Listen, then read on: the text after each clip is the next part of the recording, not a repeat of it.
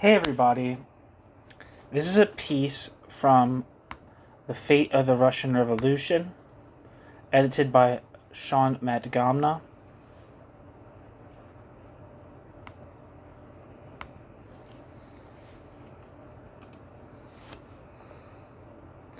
The piece is titled in the book, Burnham's Reply to Trotsky. And in a footnote it says, this is from James Burnham's piece, quote, The Politics of Desperation, some notes on the article, quote, A Petty Bourgeois Opposition in the Socialist Workers' Party, end quote, dated January 1940, and published in New International, April 1940. Dated okay. So, I have that piece up on the channel, A Petty Bourgeois Opposition in the Socialist Workers' Party by Trotsky. So yeah, here we go.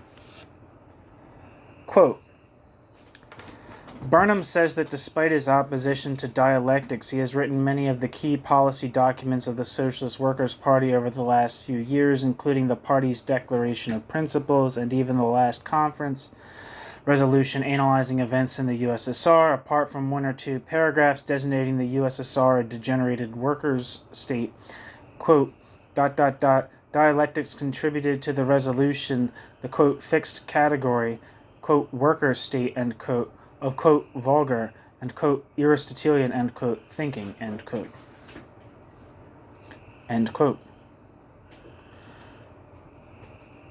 I do not take dialectics seriously as a scientific doctrine, but I take very seriously, indeed, the uses to which dialectics is put in some political disputes and by Trotsky in the current dispute. I object very strongly to the substitution of theological disputation in the manner of the Council of Nicaea, which split Europe over the question of whether the Son of God was of, quote, one substance, end quote, or, quote, similar substance, end quote, with the Father, of loose metaphors and platitudes about science and pseudoscience in the style of the 19th century popularizers of Darwin, for clear discussion of the genuine issues of the politics of 1939 and 1940. Consider, the opposition raises questions with reference to the war, the Nazi-Soviet pact, the actions of the Soviet Union, the invasion of Poland. The reply is, the problem is whether or not Russia is a workers' state. The opposition demonstrates convincingly that a decision on the definition of the class character of the Soviet Union cannot answer the strategic and tactical issues posed to the movement. The reply is, the problem is the law of dialectics. Parenthesis, there is a fourth stage which does not appear in the written documents, the abominable personal gossip with which the canon clique corrupts its followers. In an analogous manner, the opposition makes and proves concrete criticisms of the conservative and bureaucratic canon regime. The reply is, the problem is the alien petty bourgeois social roots of the opposition. Why is dialectics brought into the dispute? In the first instance, as an obvious and mechanical maneuver which deceives no one, of, quote, trying to drive a wedge into the ranks of the opponents, end quote. But more generally, to evade issues that cannot be and have not been answered on their own legitimate plane, to escape from an inconvenient reality to a verbal jousting ground, to confuse and turn inside the attention of the membership from the actual problems that face them, to, in the century-sanctioned way of all, quote, authority and all, quote, dogma, end quote, all bureaucracy, brand the critic as a heretic, so that his criticism will not be heard. The textbooks, quote, the school bench, end quote, give a name to this device, ignoratio elenchi, or irrelevant conclusion.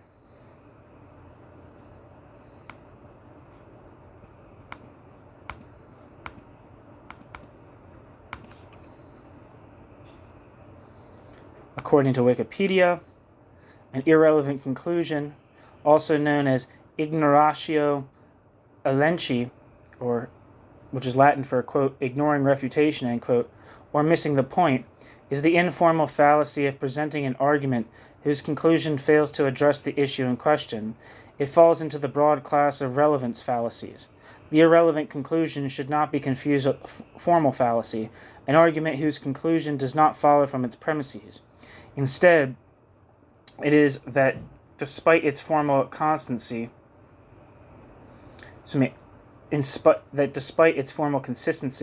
is not relevant to the subject being talked about. Back to the text. The remarks on it of Whately, a contemporary of Darwin, by the way, are not, however, themselves irrelevant. Quote, various kinds of propositions are, according to the occasion, substituted for the one which proof is required, ... and various are the contrivances employed to effect and conceal this substitution, and to make the conclusion which the sophist has drawn answer, practically the same purpose as the one he ought to have established. I say, quote, practically the same purpose, end quote, because it will very often happen that some emotion will be excited, some sentiment impressed upon the mind, by a dexterous employment of this fallacy, such as shall bring men into the disposition requisite for your purpose, though they may not have assented to, or even stated distinctly in their own words, the proposition which it was your business to establish, end quote.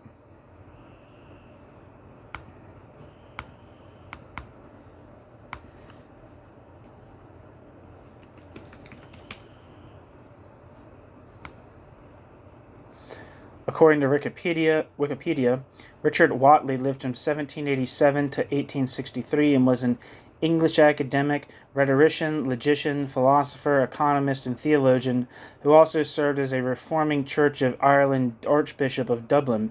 He was a leading broad churchman, a prolific and combative author over a wide range of topics, a flamboyant character, and one of the first reviewers to recognize the talents of Jane Austen.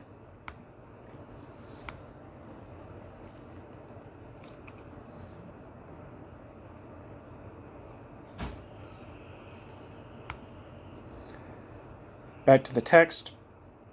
Let us suppose, however, that I accept the entire first half of Trotsky's article, that I grant my errors on dialectics and accept dialectics as the key to truth in socialism.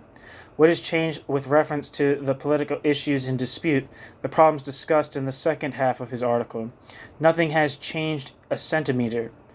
Everything remains just as it was when dialectics had never been mentioned, for Trotsky does not in any respect whatever establish any connection between what Trotsky says about dialectics in the first half of Trotsky's article and what Trotsky says about the defense of Russia, the Soviet-Finnish War, and the, quote, organizational question, end quote, in the second half. Does anyone doubt this? Let him reread the article and see for himself. It follows, therefore, that the entire discussion of dialectics is totally irrelevant, as Trotsky himself presents the discussion to the political questions. Quote, consciousness grew out of the unconscious, psychology out of physiology, the organic world out of the inorganic, the solar system out of nebulae, ... end quote. Very well, let it be so. Now show us how from generalizations of that type it follows, even by the most dialectical of logics, that ... the Red Army is introducing workers' control in Finland and we ought to defend it. The fact that Trotsky thinks and says there is a necessary connection between his dialectics and his politics has nothing to do with the question of whether there actually is such a connection.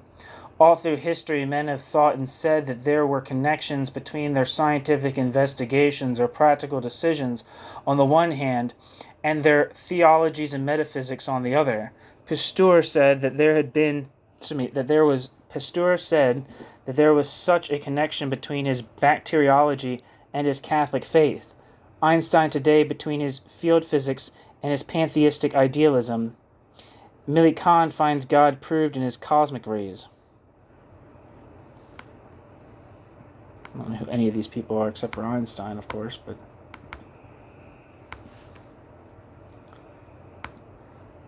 Wikipedia says Louis Pasteur was a French chemist, pharmacist, microbiologist renowned for his discoveries of the principles of vaccination, microbial fermentation, and pasteurization, the last of which was named after him.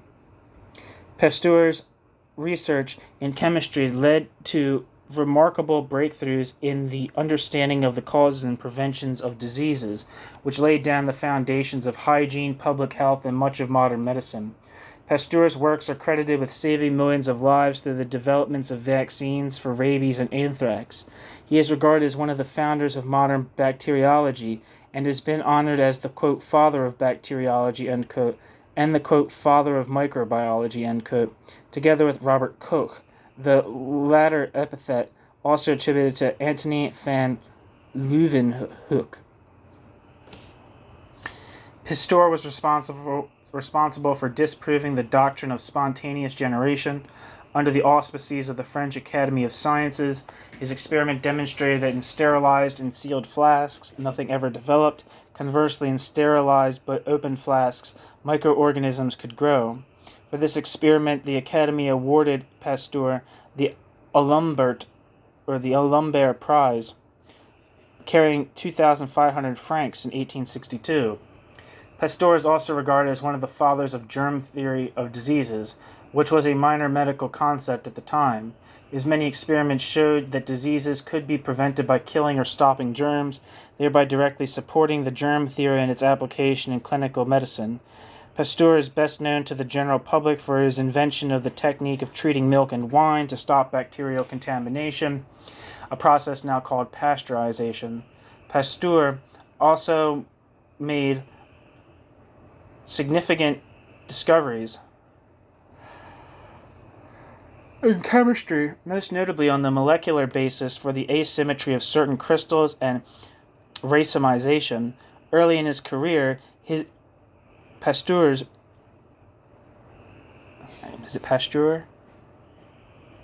investigation of sodium ammonium tartrate initiated the field of optical isomerism. This work had a profound effect on structural chemistry and eventual implications for many areas, including medicinal chemistry. Pasteur was the director of the Pasteur Institute, established in 1887 until his death, and his body was interned in a vault beneath the institute. Although Pasteur made groundbreaking experiments, his reputation became associated with various controversies. Historical reassessment of his notebook revealed that he practiced deception to overcome his rivals.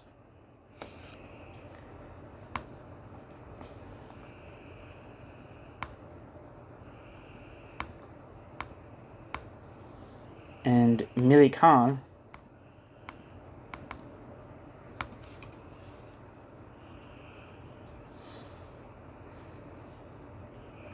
according to Wikipedia, Robert Andrews Millikan, who lived from 1868 to 1953, was an American experimental physicist who won the Nobel Prize for Physics in 1923 for the measurement of the elementary electric charge and for his work on the photoelectric effect. Millikan graduated from Oberlin College in 1891 and obtained his doctorate at Columbia University in 1895. In 1896, Millikan became an assistant at the University of Chicago, where Millikan became a full professor in 1910. In 1909, Millikan began a series of experiments to determine the electric charge carried by a single electron. Millikan began by measuring the course of charged water droplets in an electric field. The results suggested that the charge on the droplets is a multiple of the elementary electric charge, but the experiment was not accurate enough to be convincing. Millikan obtained more precise results in 1910 with his oil drop experiment, in which he replaced water, which tended to evaporate too quickly, with oil. In 1914, Millikan took up with similar skill the experimental verification of the equation introduced by Albert Einstein in 1905 to describe the photoelectric effect. Millikan used this same research to obtain an accurate value of the Planck constant. In 1921, Millikan left the University of Chicago to become director of the Norman Bridge Laboratory of Physics at the California Institute of Technology, Caltech, in Pasadena, California. In Pasadena, California, Millikan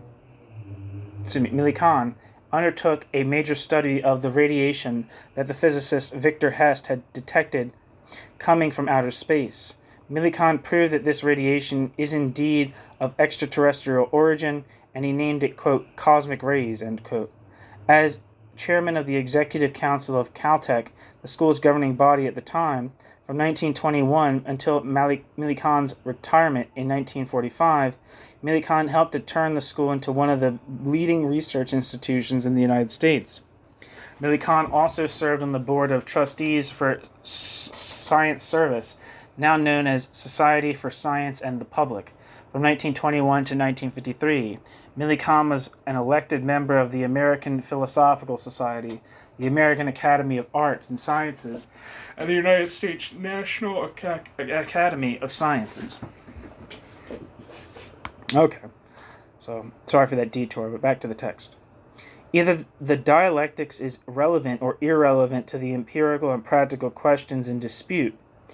If dialectics is irrelevant, to drag dialectics in is scientifically useless. If dialectics is relevant, the empirical and practical questions can in any case be settled on their own merits, on the basis of the available evidence and our goals. In neither case is a decision as to dialectics required. Trotsky writes, quote, to demand that every party member occupy himself with the philosophy of dialectics would be lifeless pedantry, end quote. I want to inquire if it is true, as Trotsky claims, that dialectics is, quote, the foundation of scientific socialism, end quote, if rejecting does, as Trotsky declares, define the one who rejects as an alien class influence, if dialectics is indeed the method whereby we can solve correctly political problems, then by what conceivable principle does Trotsky conclude that it would be, quote, lifeless pedantry, end quote, for more than a few party members to occupy themselves with dialectics? Rather, will we have to say that dialectics must be the first and last study of all party members, if those party members wish to be consistent and clear-headed revolutionary socialists? Or must we seek another kind of explanation for Trotsky's dictum? There is one doctrine, the, quote, secret doctrine, end quote, for the elite, the leaders, the inner circle, and another, the vulgar doctrine for the mass, the ranks, the followers. What is the relation of the followers to the secret doctrine? They are not to know it, to study it, to test it in their own conscious and deliberate experience. That is excluded as, quote, lifeless pedantry, end quote. But may they then consider it unimportant or reject it? Not on your life. Then they are alien class elements. No, they must believe. They must have faith. As for the doctrine itself, it is safe in the hands of the elite. The elite will bring it out on appropriate occasions. A sharp factional fight, for example, to smite and confound the enemy. For my part, I do not believe in faith. My friend and colleague Max Shachtman, may Max Shachtman forgive me for the reference, as I must, perforce, forgive Max Shachtman for what he has recently written about me, says, I do not really understand much about dialectics. I am only a humble student of the subject. Of course, I believe in it as all good Marxists must. The attitude is not unique to Shachtman. Whenever I have talked to any pro-dialectics party comrade about dialectics, or try to talk about dialectics, I have been given the same response, except to be complete, in the case of Wright, who seems to think he understands dialectics because its words so well express the conflicts and shifts and confusions in his own attitudes and actions. We do not really understand dialectics. We believe, of course, we cannot formulate dialectics laws. We cannot tell you how you can test dialectics laws. Someday we hope to get around to studying dialectics. This response is as characteristic of pro-dialecticians in the canon clique as in the opposition. Few even pretend to, quote, understand, end quote, for example, the first part of the Trotsky article which I am now discussing. Now I ask Shachtman and all those comrades of the party, if you don't understand dialectics, if you can't explain or prove dialectics, then why do you, quote, believe, end quote, dialectics? Whence springs your faith? Throughout the centuries, it has been characteristic of religious groups to have doctrines, the, quote, esoteric, end quote, doctrines of the, quote, inner circle, end quote, the monopoly and carefully guarded secret of the high priests, and the, quote, exoteric, end quote, doctrine of the, quote, outer circle, end quote, for the followers. Is this not exactly the situation with dialectics, whether or not you, quote, believe, end quote, in dialectics? And the existence of an esoteric doctrine is always potentially reactionary, anti-democratic. It is so because the esoteric doctrine is by the nature of the case irresponsible, not subject to control by the humble followers, a weapon in the hands only of the priests. For the method which I advocate, the method of science, there's only one doctrine, available to all, and what it says is subject always to tests that can be made of any normal man. Made by any normal man. There's no revelation, and no shortcut, and no profit. I conclude on dialectics with a challenge. In the letter dated January 3rd, it is clearly implied that my attitude toward dialectics is incompatible with my being editor of the theoretical journal of the party.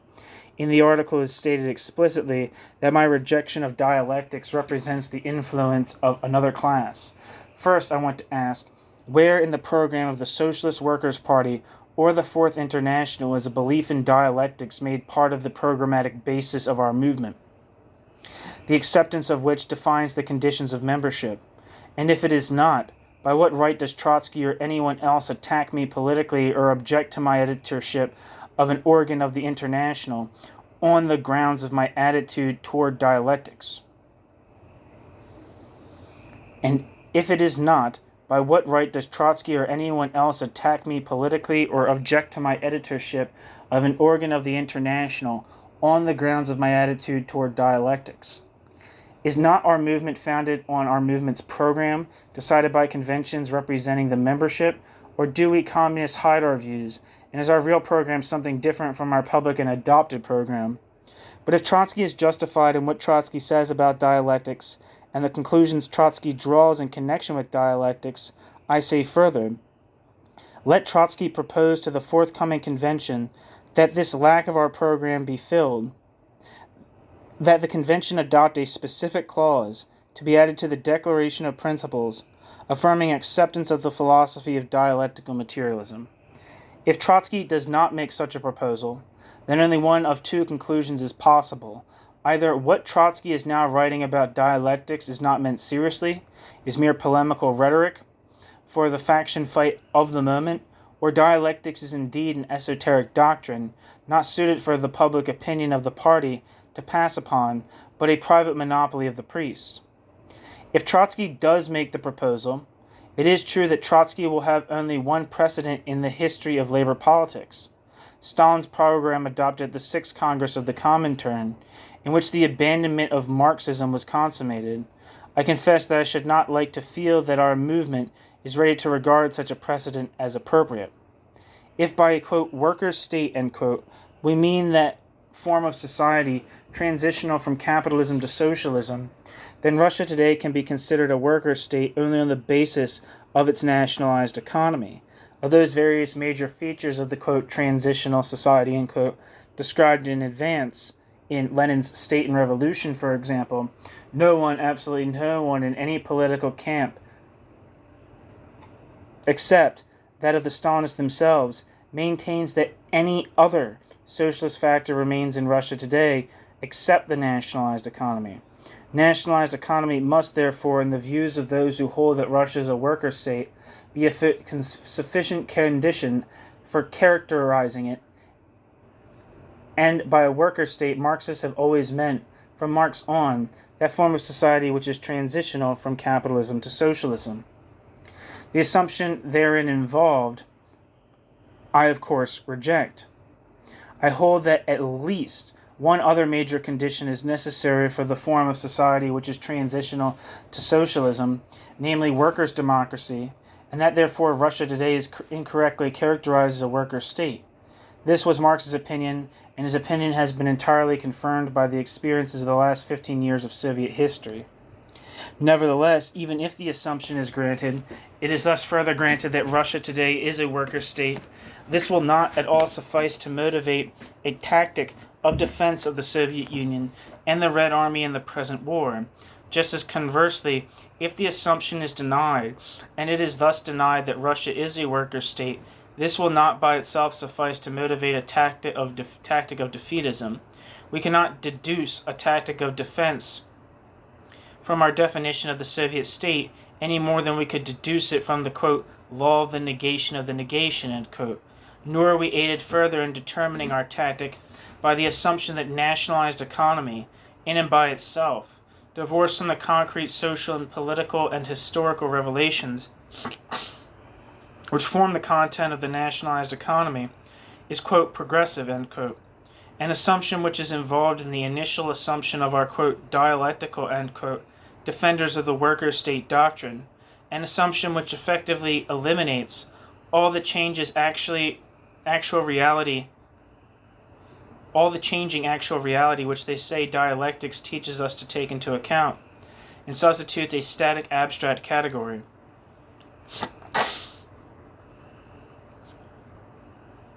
The general strategic aim of our movement is the world proletarian revolution and socialism. We all hold, in words at any rate, that this aim is now a goal not for the indefinitely remote future, but for the present period, that is, for the war and the post-war period. We concretize our goal in the statement of our, quote, war aims, end quote, United Socialist States of Europe, the Americas, a free Asia and Africa, a world federation of socialist republics. Presumably we mean these seriously. Any tactic we propose, therefore, can be justified only by proof that, directly or indirectly, it is in fact the best available means for reaching our general strategic goal. Even granted, then, Trotsky's assumptions, granted that Russia is a worker state, the tactic of defense can be justified only if certain additional propositions are in fact true. Even granted, then, Trotsky's assumptions, granted that Russia is a worker state, the tactic of defense can be justified only if certain additional propositions are in fact true.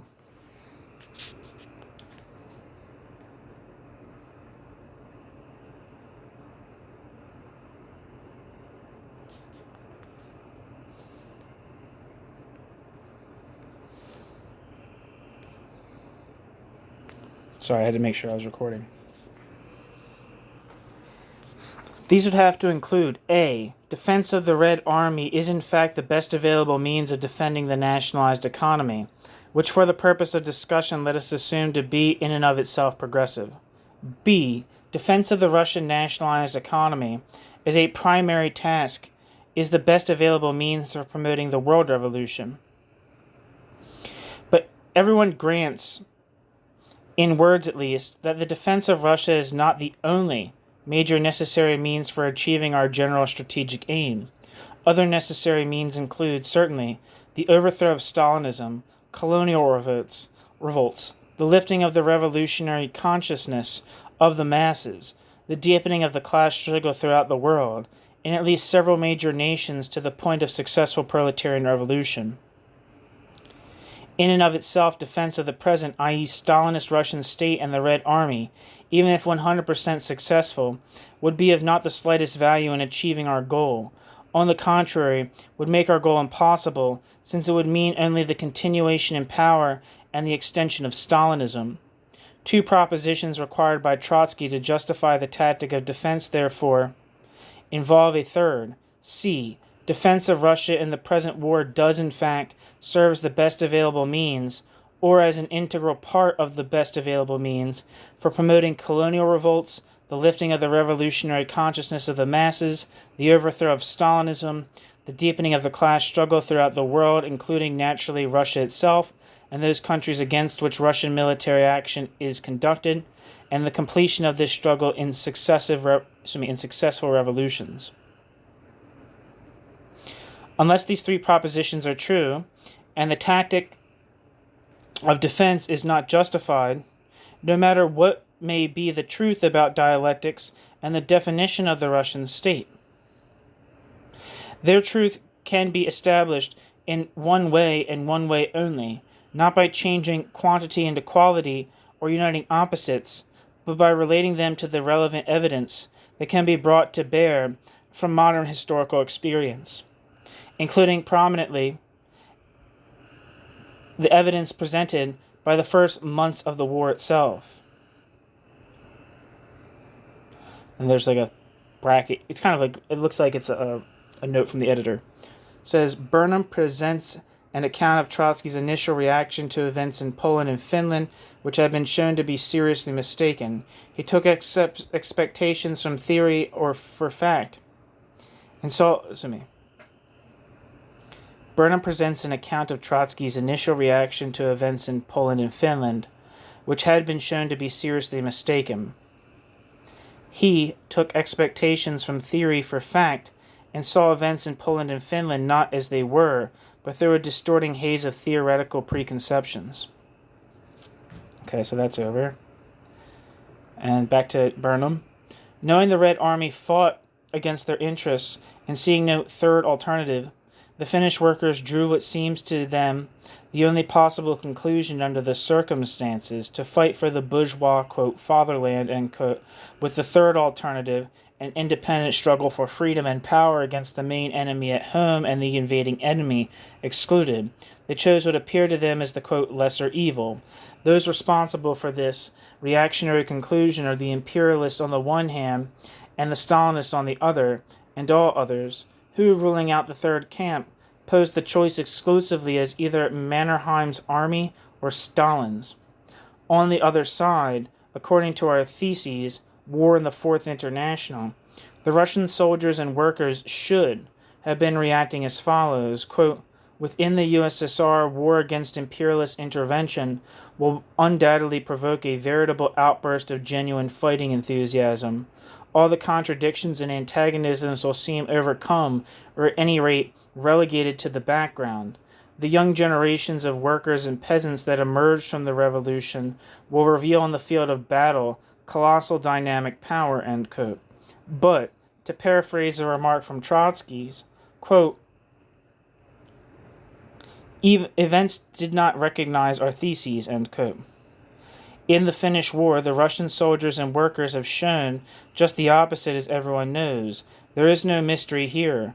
The soldiers fight so poorly, so unenthusiastically because, though without benefit of dialectics, they understand clearly that in this war the Red Army fights not for, but against, their interests and the interests of workers everywhere and of socialism. Who is it who is closest to socialist consciousness? Those Soviet soldiers and workers who recognize the reactionary character of the war, are resentful and distrustful of the war, and show no enthusiasm for the war, are those, notably including the GPU, who are whipped up into a frenzy of Stalino-patriotism for the war. We, the opposition, say the former. Trotsky is compelled by his doctrine to say the latter. But, in the further course of the Finnish war, will not the class struggle reassert the class struggle self in Finland? Certainly, as we have declared from the beginning, when the Finnish defense and the Finnish government begin to crack, just as in Poland, the overt class struggle will appear. Workers and peasants will take social revolutionary steps, will perforce begin moves towards independent power and sovereignty. Above all, will they do so if there are revolutionists and militants among them who have not, meanwhile, been functioning as spies of the counter-revolutionary Red Army, but have made clear to them that their struggle, in the first instance directed against the main enemy at home, finds an implacable enemy in the Kremlin and all its institutions, that the Red Army marches in not to aid them but to crush them, and if internationalists within the ranks of the Red Army have guided in a parallel manner the ranks of the Red soldiers, urging them to throw off the yoke of the Kremlin, GPU, and to join in common struggle against their oppressors with the Finnish workers and peasants, not to obey the orders of the Kremlin to reduce the workers and peasants of Finland to a new type of slavery. Does the policy of the Kremlin, through, quote, compulsion, end quote, or voluntary will, it does not matter, in reality stimulate the class struggle? the social revolution? If so, then Marxism has been wrong from the beginning. If so, then Marxism has been wrong from the beginning. For then the struggle for socialism can be carried on by bureaucratic military means as a substitute, good and bad, for the popular, conscious, and deliberate mass struggle of the workers and peasants. If so, then Marxism has been wrong from the beginning. For then the struggle for socialism can be carried on by a bureaucratic military means, military means as a substitute, good and bad, for the popular, conscious, and deliberate mass struggle of the workers and peasants. To accept Trotsky's interpretation of the events of the present war is to accept the theory of the bureaucratic road to socialism. To accept Trotsky's interpretation of the events of the present war is to accept the theory of the bureaucratic road to socialism. I refer the reader to Max Shachtman's excellent discussion of this point in his recent reply to the same article of Trotsky's. But is not the Kremlin stimulating the social revolution by its new policy, both directly through its own state agencies and by the new line of the Comintern? If this is true, as Trotsky now holds, we cannot possibly explain intelligibly to the workers the meaning of the new line of the Communist International, and we have not done so up to now. Everyone recognizes that from reading our press. We have no sufficient reason for not reapplying for admission as a faction of the Communist International. No. The present policy of the Kremlin stimulates the class struggle and is, quote, socialist, end quote, only in the same general sense as Wilson's policy with reference to defeatism, quote, end quote, in Germany in 1917-18, or Chamberlain's policy in his broadcast to and leafleted droppings on Germany Today, or Hitler's similar appeals. These, quote, revolutionary, end quote, policies with respect to the enemy country are all simply supplementary military strategic devices. As a matter of fact, in this sense, the most, quote, radical, end quote, of all of them at the present time is Hitler's, not Stalin's. Hitler's New Year's speech was far more, quote, socialist, end quote, than the proclamation of the Kusenin government. True enough, the nation employing this device is always playing with social dynamite, above all in this war. Even Chamberlain's propaganda is capable of, quote, stimulating the class struggle, end quote, within Germany under appropriate circumstances, and we hardly support it. For that reason, parenthesis, though we do support the class struggle, no matter how stimulated, end parenthesis. But the more usual effect is for it to aid in stifling the class struggle in the enemy nation, precisely because it is not internationalist in character, and because the workers understand it as merely a maneuver of a rival oppressor. This is just what happened in Finland, just as in Germany after the Chamberlain leaflet raids. Cannon and Trotsky tell us, but then you want the imperialists to take over the Soviet Union? This is nothing but the standard slander which has always been directed against those who uphold the internationalist position of revolutionary defeatism.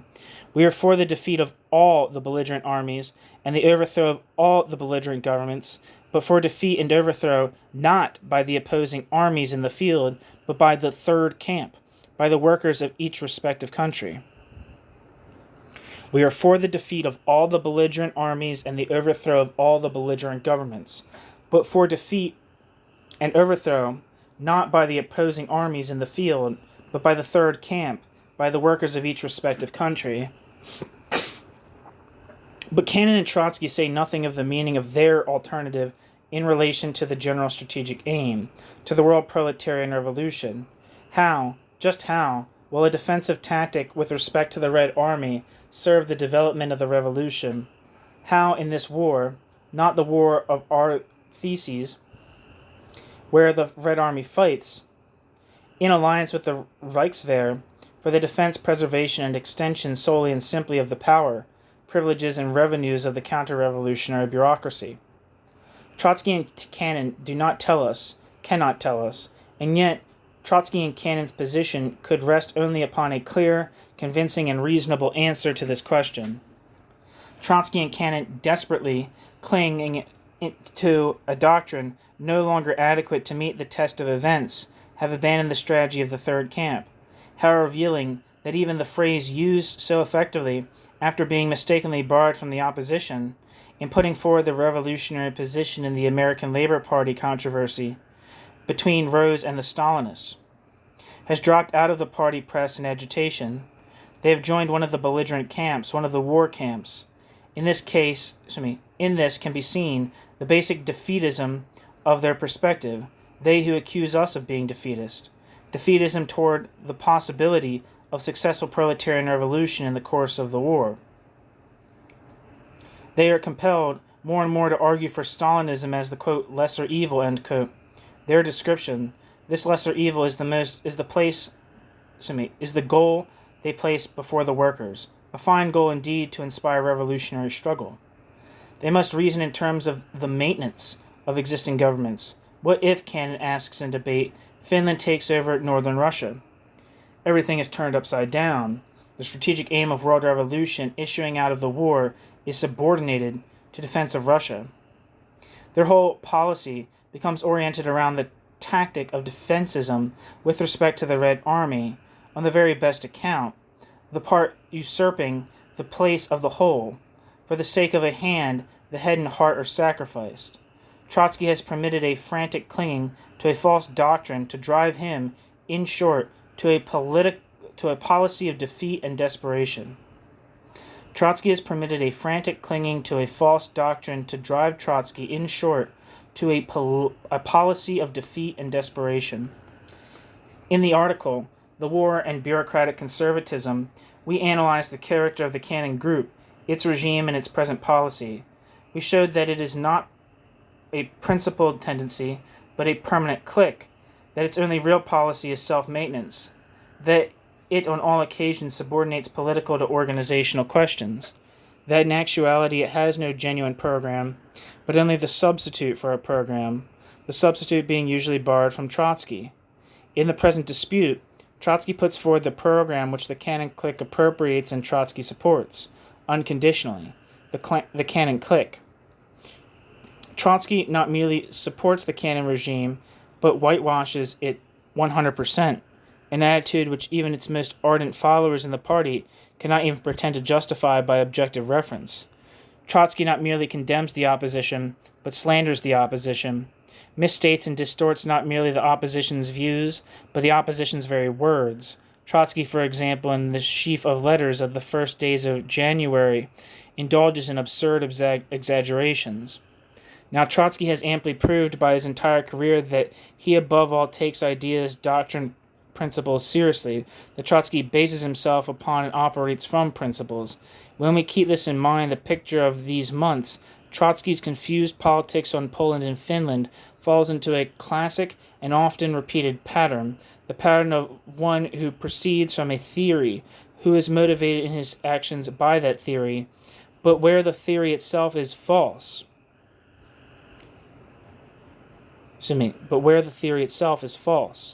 Clinging to the theory becomes, under these circumstances, an act of desperation, and desperation communicates desperation self to the actions, even to the very style. The theory, the doctrine, at all costs. The theory, the doctrine, at all costs. But the doctrine is not in accord with events. They're refusing to abandon the doctrine. There are only two solutions: to evade events by treating, say, of very general theoretic questions or of dialectics, and to falsify events, to bring events into accord with the false doctrine. No intent to deceive is involved in this. It follows almost automatically when one clings desperately to a false doctrine. Therefore, also the opposition must be smashed at any cost. The only vehicle for the doctrine is Cannon, who will accept any doctrine that suits his clique purposes. Therefore, complete support for Cannon. But here, too, just as in treating international events, Trotsky must pay a heavy price, and the price, alas, is assessed not merely against Trotsky, but against the international and indeed, in the last analysis, against the workers everywhere.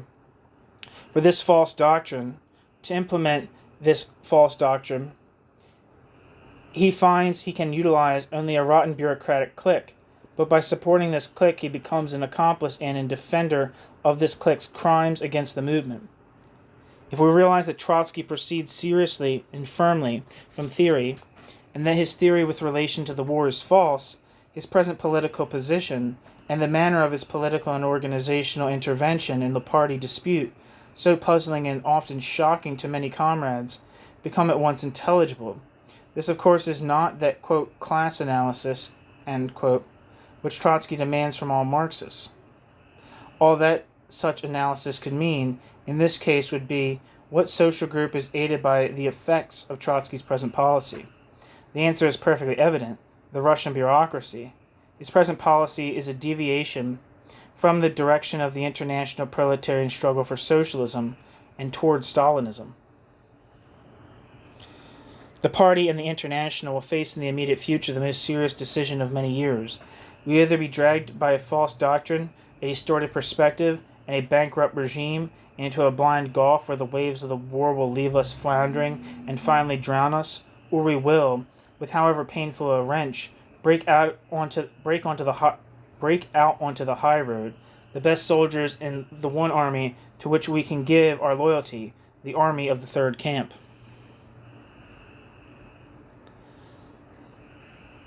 The end. Thanks for listening.